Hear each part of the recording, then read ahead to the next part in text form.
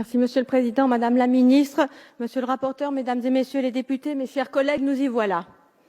La France va inscrire dans sa loi le père facultatif et permettre la venue au monde d'enfants sans père. Mais qui êtes-vous pour vous permettre une telle mutilation? Est-ce à dire qu'un père est inutile? Assumez de dire qu'un père n'est pas nécessaire. Assumez de dire que vous ne devez rien à vos pères. C'est précisément cette société-là que je ne veux pas. Celle qui dit qu'elle se fait toute seule. Celle qui dit que l'autre n'est pas nécessaire. Alors pour moi, voyez-vous, il n'y a pas plus grand que l'homme. Et vous le piétinez, vous le réduisez à rien, à ses gamètes, à 1/60 millième de millimètre. Un donneur, vous appelez ça. Mais Madame la Ministre, ça c'est un homme, Madame la Ministre. C'est pas un donneur, c'est celui qui porte et qui élève et qui soulève des montagnes pour son petit. Celui qui l'élève jusqu'à lui, celui qui le soigne et l'encourage. Celui qui le rassure et le grandit, qui l'écoute et l'accompagne. Mais n'avez-vous donc jamais eu de père pour que vous ne sachiez pas à quel point on ne se passe pas d'un père? C'est souffrance contre souffrance, Madame la Ministre. Il ne faudra pas dire « cette France-là a été humiliée ». Vous avez choisi d'en apaiser une en jetant de l'acide sur l'autre.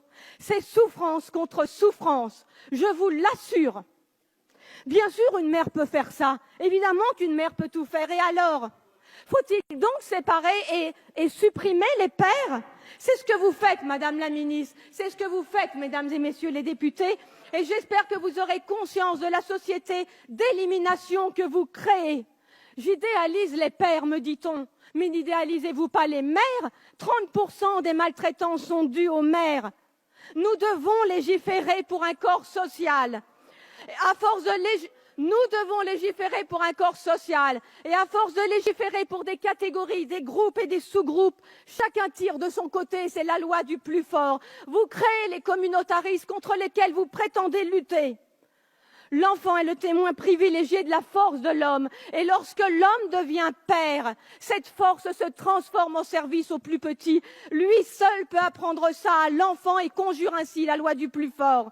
Et vous choisissez de faire sans eux, de ne prendre d'eux que ce qui vous intéresse, leurs gamètes, et de jeter le reste. Mais l'homme est un tout, Madame la Ministre. On ne prend pas que ses gamètes et jeter le reste. Il n'y a pas plus noble que l'homme, et seul l'homme nous montre que servir est l'acte le plus noble qu'un être humain puisse accomplir. Votre loi, Madame la Ministre, est criminelle. C'est souffrance contre souffrance. Il ne faudra pas dire cette France-là a été humiliée. Votre loi, c'est s'offrir un être humain. On ne s'offre pas un être humain, Madame la Ministre. Un être humain n'est ni un objet, ni un projet, ni une promesse de campagne. Votre loi, loin d'abolir les inégalités, votre loi les aggrave. Votre loi soulève des questions de marchandisation du vivant, d'eugénisme, de sélection, le dévoiement du sens de la médecine et la voie du design de l'enfant parfait comme nous le voulons que vous déverrouilliez. Au-delà des bornes, il n'y a plus de bornes. Ce n'est pas le droit qui refuse un enfant à ces femmes, c'est la biologie. Il n'y a ni discrimination, ni inégalité, et vous le savez très bien. L'affirmer à longueur de médias, c'est mentir et manipuler l'opinion. La liberté si fièrement revendiquée n'est qu'une liberté de consommateur. Des Français accèdent au hard discount reproductif qu'il faudra reconnaître en France.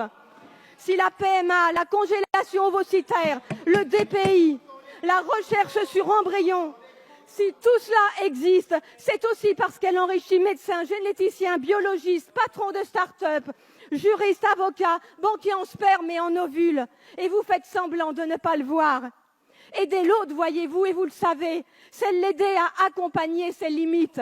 C'est l'aider à accepter ses limites et vivre avec. Ce n'est pas dépasser le possible humain.